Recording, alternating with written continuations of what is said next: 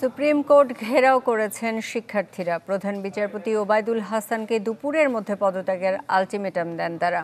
বৈষম্য বিরোধী ছাত্র আন্দোলনের সমন্বয়ক হাসনাত আবদুল্লার অভিযোগ, জুডিশিয়ালি কু করার পায়তারা চলছে। ওবায়দুল হাসান পদত্যাগ না করলে তার বাসভবন ঘেরাওয়ের হুঁশিয়ারি দেন শিক্ষার্থীরা। এর আগে সকাল 10:30টার দিকে প্রধান বিচারপতির নেতৃত্বে সুপ্রিম কোর্টের সব বিচারপতির অংশগ্রহণে ফুল কোর্ট সভা ডাকা হলেও পরে তা সেটি হয়নি।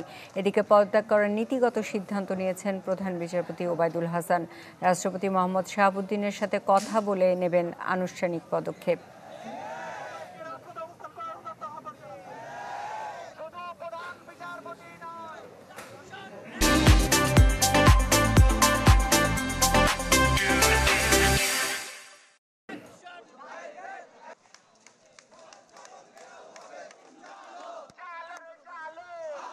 শুধু প্রধান বিচারপতি নয়, আপিল বিভাগের সকল বিচারপতিকে পদত্যাগ করতে হবে এবং দুপুর 1টার মধ্যে পদত্যাগ করতে হবে।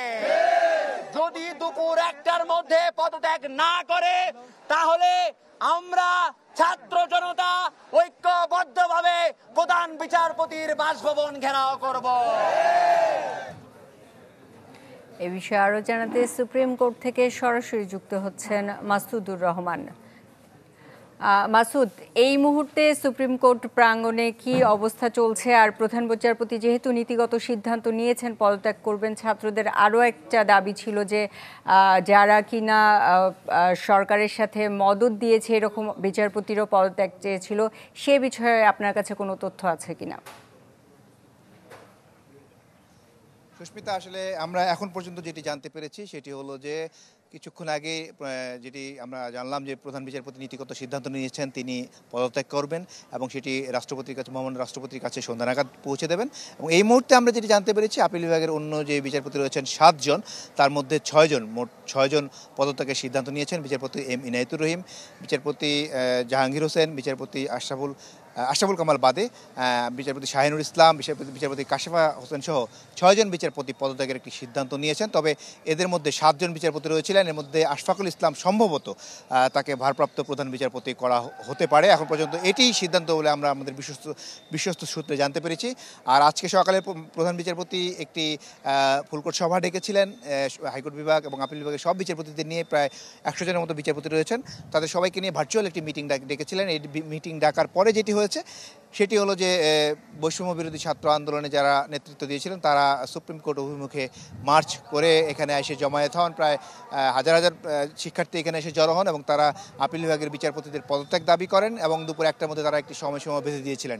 তবে এখন পর্যন্ত আমরা সেই ঘোষণাটি বৈষম্য বিরোধী ছাত্র আন্দোলনের শিক্ষার্থীরা জানার পর তারা যেটি করেছেন সেটি তারা এই প্রাঙ্গণ ছেড়ে কিন্তু অনেকেই চলে গেছেন। এখন গুটি কয়েক ছাত্রছাত্রী রয়েছেন, বাকি অনেকেই এখান থেকে মোটামুটি চলে গেছেন। তবে এখন পর্যন্ত সিদ্ধান্ত যেটি আমরা জানতে পেরেছি, 6 বিচারপতি পদত্যাগের সিদ্ধান্ত নিয়েছেন আপিল বিভাগের, যেটি বাংলাদেশের ইতিহাসে প্রথমবারের মতো হতে যাচ্ছে যে প্রধান বিচারপতি সহ পুরো আপিল বিভাগের শুধু একজন বাদে বাকি সবাই পদত্যাগ করবেন এবং একজনকে ভারপ্রাপ্ত প্রধান বিচারপতি করার জন্য রাখা হবে। এবং আরেকটি তথ্য আমি জানাতে চাই, সেটি হলো যে যদি আজকে পদত্যাগের প্রক্রিয়াটি সম্পন্ন হয়, তাহলে আগামীকাল ভারপ্রাপ্ত প্রধান বিচারপতি সেটি দায়িত্ব নেবেন এবং আপিল বিভাগে আগামীকালই বিচারপতির নিয়োগ দেওয়া হবে বলে আমরা প্রাথমিকভাবে বিশ্বস্ত সূত্রে জানতে পেরেছি। সুস্মিতা। মাসুদ, আপনাকে ধন্যবাদ। মাসুদ জানাচ্ছিলেন সুপ্রিম কোর্টের সর্বশেষ পরিস্থিতি।